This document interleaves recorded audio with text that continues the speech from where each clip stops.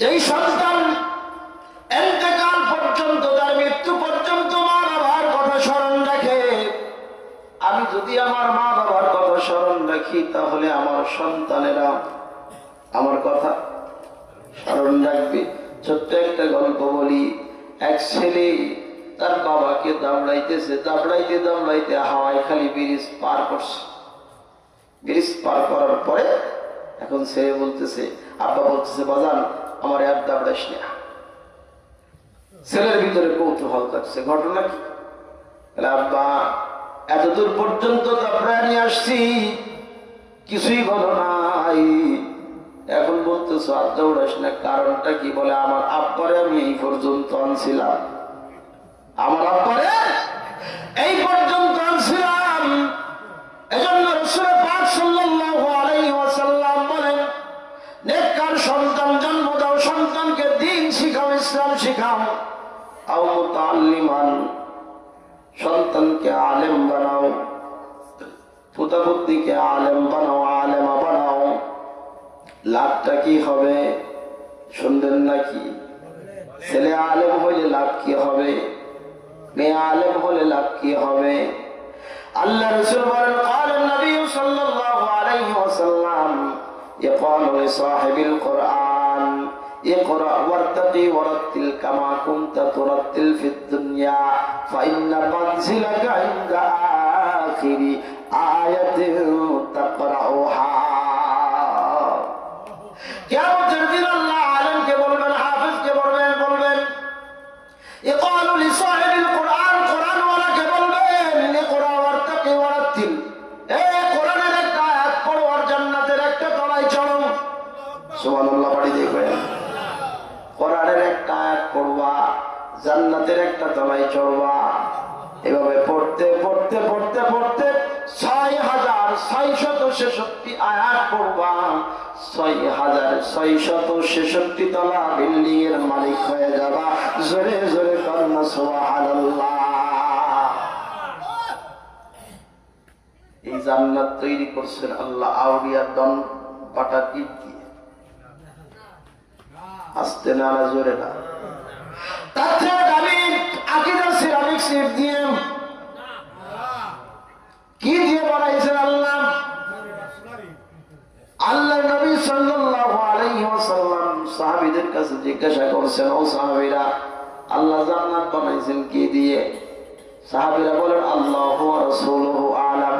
আমরা তো জানি না, আল্লাহ ভালো জানেন, আল্লাহ রাসূল ভালো জানেন। সুবহানাল্লাহ। আমাদের দেশে কিছু কিছু মুসল্লি আছে, ওর মুসল্লি যদি কোনো ইমামের কাছে মাসালা জিজ্ঞাসা করে, মুসল্লির প্রশ্নের সাথে সাথে আর এক মুসল্লির উত্তর দিয়ে খেলা ফাইনাল। কথা বলেন ঠিক কিনা? সাহাবীরা বলতেছেন, আল্লাহু ওয়া রাসূলুহু আ'লাম। ও পয়গম্বর, আমরা জানি না, আল্লাহ আল্লাহ রাসূল ভালো জানেন। রাসূল বলেন, লিবনাতুম মিন যাহাবিন ওয়া লিবনাতুম মিন ফিদ্দাতিন ওয়া মিলাতুহাল মিসকুল আযফার। জোরে জোরে কোন সুবহানাল্লাহ। আল্লাহ নবী বলেন, লিবনাতুম মিন যাহাবিন, একটা ইট হবে স্বর্ণের ইট, ওয়া লিবনাতুম মিন ফিদ্দাতিন, আরেকটা ইট হবে রূপার, ওয়া মিলাতুহাল মিসকুল আযফার, আর দুইটা ইটের মধ্যে যে গাঁথনি দিতে মশলা লাগে, এই মশলাটা হবে মিশক আম্বার। ইয়া রাসূলুল্লাহ, জান্নাতের মধ্যে কি আছে? আল্লাহর নবী বলেন, জান্নাতের মধ্যে সব আছে, নাই কি? যারা সোনালী বিড়িতে অভ্যস্ত তারা মনে মনে খুশি হয়েছে, জান্নাতের মধ্যে সোনালী বিড়ি পাওয়া যাবে। আকিস বিড়ি, আবিল বিড়ি, আবুল বিড়ি, গোপাল বিড়ি, কথা বল না, তাই তো বলো। যেমন সেটাই আছে, বলে না, না জায়েজ হারাম কোন জিনিসের মাংসা জান্নাতের মধ্যে হবে না। সুবহানাল্লাহ। যখন আল্লাহ রাসূল বলেন, মা তাশতাহি আনফুসুকুম ওয়া লাকুম ফিহা মা তাদউন নুজুলাম মিন গফুরির রহিম। আল্লাহু আকবার। আল্লাহ রাসূল বলেন, জান্নাতের মধ্যে যা চাইবে তা পাইবে। মা তাশতাহি আনফুসুকুম, চাইতে দেরি পাইতে দেরি না, এমন জান্নাত জান্নাত পাইতে রাজি আছেন কারা কারা? আল্লাহু আকবার। ওই যে পিছনের কিছু কিছু লোক হাত তোলে নাই। আল কোরআনের আলো, আরো আওয়াজ দেয় পিছনের যুবকরা, আল কোরআনের আলো, আল হাদিসের আলো, অন্য সংসদের আলো, আল কোরআনের আলো, সংসদের আলো। ঘরে আর কতকাল জ্বলবে? কোরআনটাকে সংসদে পাঠানোর দরকার আছে না? না, সংসদ দখল করছে আটফার বাটফার চোর সিটার বাটফার বদমাশ। এই সংসদ যদি মুসলমানদের হাতে যায় তাহলে এদেশে ইসলাম কায়েম হবে, এর মধ্যে কোন সন্দেহ নাই। যতদিন পর্যন্ত সংসদ সিটার বাটফারের হাতে থাকবে ততদিন পর্যন্ত বাংলাদেশে ইসলাম কায়েম হওয়া সম্ভব না। এই জান্নাত পেতে রাজি আছি না? আল্লাহ নবী সাল্লাল্লাহু আলাইহি ওয়াসাল্লাম বলেন জান্নাতের মধ্যে সব আছে। জান্নাতীদেরকে আল্লাহ রাব্বুল আলামিন এমন কিছু দিয়ে আপ্যায়ন করবেন জান্নাতীরা খুশি হয়ে যাবে। জান্নাতীদের সামনে খাবার উপস্থাপন করা হবে, জান্নাতীদের সামনে খাবার উপস্থাপন করা হবে। 40 বছর পর্যন্ত একাধারে খাইতে থাকবে। কত বছর? কত বছর? 40 বছর পর্যন্ত জান্নাতি একাধারে খাবেন। খাওয়ার পরে আল্লাহ বলবেন আর খাবো নাকি? বলে হ্যাঁ খাবো। কত খাবো? 40 বছর খাইছে, আরো খাবা? বলে হ্যাঁ খাবো। বলে প্লেট গুলো খেয়ে ফেলো। জান্নাতি প্লেট খাওয়া শুরু করবে। আল্লাহ রাব্বুল আলামিন জিজ্ঞাসা করবে জান্নাতি খাবারের মধ্যে কেমন মজা পাইলা? জান্নাতি বলবে আল্লাহ খাবারের মধ্যে যেই মজা প্লেটের মধ্যে তার চেয়ে বেশি মজা। জোরে বল সুবহানাল্লাহ। তো যেইটা বলতেছিলাম আল্লাহ রাসূল বলেন কোন আলেমান ও মুতাআল্লিমান, আলেম হও না হলে আলেমের গার্জিয়ান হও, আও মুস্তামিআন, তাও যদি না পারো তাহলে আলেমের কথা মতো চলো, জীবন চালাও আলেমের কথা মতো। আমার দিকে খেয়াল করেন, কথা মতো আলেমের কথা মতো জীবন চালাও। আমার জীবনকে আমার হায়াতের দুনিয়ার কাজগুলোকে হালাল হওয়ার জন্য, আখিরাত শুদ্ধ হওয়ার জন্য। আমার সাথে বলেন, দুনিয়ার কাজগুলো হালাল হওয়ার জন্য, আখিরাত শুদ্ধ হওয়ার জন্য আলেমের কাছে যাও। আমি কিভাবে বিবাহ শাদী করবো, আমার ছেলে মেয়ে কিভাবে বিবাহ শাদী দিব, জিজ্ঞাসা করবো কার কাছে? আলেমের কাছে যাও। আলেমের কাছে জিজ্ঞাসা করেন। আমাদের দেশের একটা মাসালা আছে, পুরাতন মাসালা, যে মরাসানদে বিয়ে দেওয়া যায়, রবিবারে মাস কাটা যায় না। আমার কথা বুঝতেছেন? বিরক্ত বোধ হচ্ছে আপনাদের? কথার উত্তর দিয়ে, রবিবারে মাস কাটা যায় না, মরাসানদে বিয়ে দেওয়া শিরকিয়া কুফরি ছাড়া আর কিছুই না। এজন্য আমার দুনিয়ার কাজকে হালাল হওয়ার জন্য আলেমের কাছে যাইতে হবে, কোন মুরব্বীর কাছে না। মুরব্বীরা বলছে, আরে মুরব্বীরা তো ভাই ভুলও বলতে পারে, আলেমের কাছে যা। আর মুহাব্বান, আল্লাহ রাসূল বলেন জাহান্নাম থেকে বাঁচার 4 নাম্বার উপায় হলো আলেম হইতে পারো নাই, সন্তানকে আলেম বানাইতে পারো নাই, আল্লাহু আকবার, আলেমের কথা মতো জিন্দেগি যাপন করতে পারো নাই। আলেম বলছে নামাজ পড়তে পারো নাই, আলেম বলছে রোজা রাখতে রাখো নাই। আও মুহিব্বান, তাহলে 4 নাম্বার কাজটা করো কি আলেমের সঙ্গে ভালোবাসা রাখো।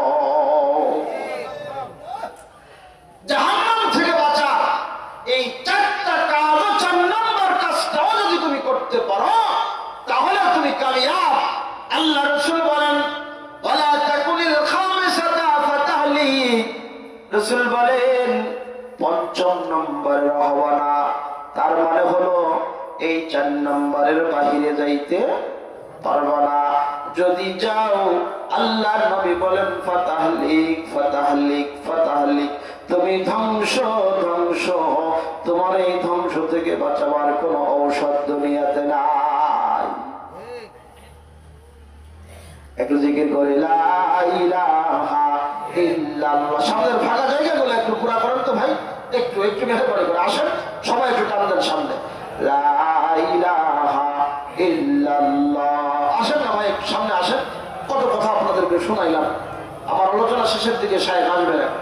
লা ইলাহা ইল্লাল্লাহ, লা ইলাহা ইল্লাল্লাহ, মুহাম্মাদুর রাসূলুল্লাহ সাল্লাল্লাহু আলাইহি ওয়াসাল্লাম। আল্লাহু আকবার। রাসূলুল্লাহ সাল্লাল্লাহু আলাইহি ওয়াসাল্লাম বলেন, পঞ্চম প্রকারের হবো না। তাহলে কয় নম্বর, কয় শ্রেণীর অন্তর্ভুক্ত থাকার কথা রাসূল বলছেন? কথা বলেন। এক নম্বর, মুখস্থ করেন। এক নম্বর, বাড়ি যাবেন তো? বাড়ি দিয়ে ওয়াজ শুনে বাড়ি যাবেন না তো? কাল সকালে যে কি বলবেন, যে ওয়াজ বেশি জুতোই। আচ্ছা আচ্ছা, কোন বিষয়ে ওয়াজ করতে তা তো মনে নেই, কিন্তু ওয়াজ করেন না জুতোই। তার মানে ওয়াজ তো আমি শুনিনি, আওয়াজ শুনছি। এক নম্বর কি বলছি, আমার দিকে তাকান। এক নম্বর। নাম্বার দুই, আলেমের গার্জিয়ান হও। নাম্বার তিন, আলেমদের কথা মতো জীবন চালাও, আলেমদের। নাম্বার চার, আলেমদেরকে মহাব্বত করো। ছোট্ট একটা হাদিস বলে, কিয়ামতের ময়দানে, হাসরের ময়দানে এক শ্রেণীর মানুষ দেখবে, আল্লাহু আকবার, এক শ্রেণীর মানুষ দেখবে মাদ্রাসার ছোট ছোট বাচ্চারা, আল্লাহু আকবার, খুব হাসি খুশি, আলেমরা খুব হাসি খুশি। কিন্তু আমার আমল নিয়ে আমি খুব বিপাকে আছি। কারণ অনেক বড় বড় মানুষ যারা 5 ওয়াক্ত নামাজ পড়তো, তারাই তো চিন্তার মধ্যে আছে। এদের কথা আছে, কত কত মহারথী কেউ ভালো না এক রতি, তুমি আইসো আশা ঘুরতি ঘুরতি। হ্যাঁ, খুব পেরেশানি। তো দেখতে থাকবে মাদ্রাসার তালেবের, হাই দেখো আমাদের দোতলা মাদ্রাসার ছাত্র। আল্লাহ পাক রব্বুল আলামিন বান্দাকে ক্ষমা করার জন্য আল্লাহ সুবহানাহু ওয়া তাআলা কিয়ামতের দিন আল্লাহ ওসিলা তালাশ করবেন, আমার এই বান্দাকে কোন ওসিলায় মাফ করা যায় কিনা। সুবহানাল্লাহ, আল্লাহু আকবার।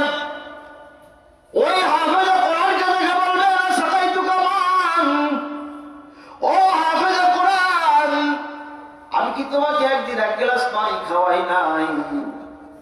আমি কি তোমার একটা চা পান করাইছিলাম, মনে আছে? বলবে হ্যাঁ মনে আছে। কি করতে পারি? ভাইজান, আজ আমি বড় বিপদে আছি, তুমি তো আজকে জান্নাতে যাবা, আমার তো উপায় নাই, আমার জন্য একটু সুপারিশ করে দেখো। আমার মালিক আমার সুপারিশের বদলাই একটু ক্ষমা করে জান্নাতের ব্যবস্থা করেন কিনা? এই সুপারিশ নিতে আমরা রাজি আছি না? রাই। আমি ছোট্ট একটা দাবি করি,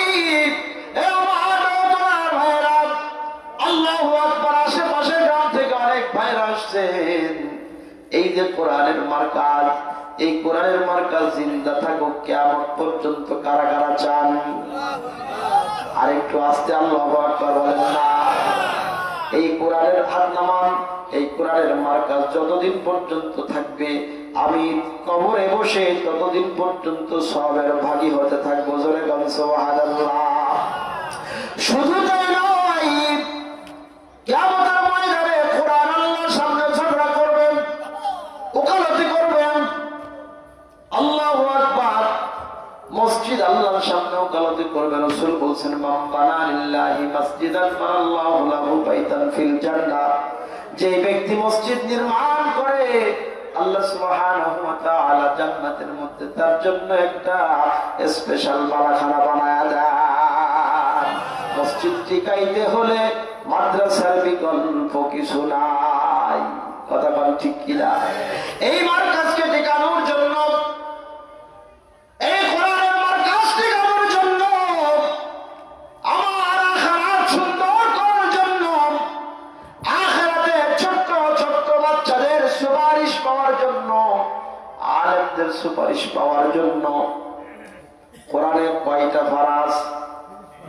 যারা কন্যা কয় পারা? 30 পারা কোরআন। আমি 30 জন ভাইকে দেখতে চাই, মাত্র 2000 করে টাকা আল্লাহর ঘরের জন্য, কোরআনের জন্য। কোন ভাই আছেন সর্বপ্রথম নাম লিখবেন। আল্লাহ, আমি জাহান্নাম থেকে বাঁচার জন্য, আলেমদের সুপারিশের জন্য আমি সর্বপ্রথম 2000 টাকা লিখে দিলাম। কোন ভাই আছেন একটু হাত তুলে দেখা।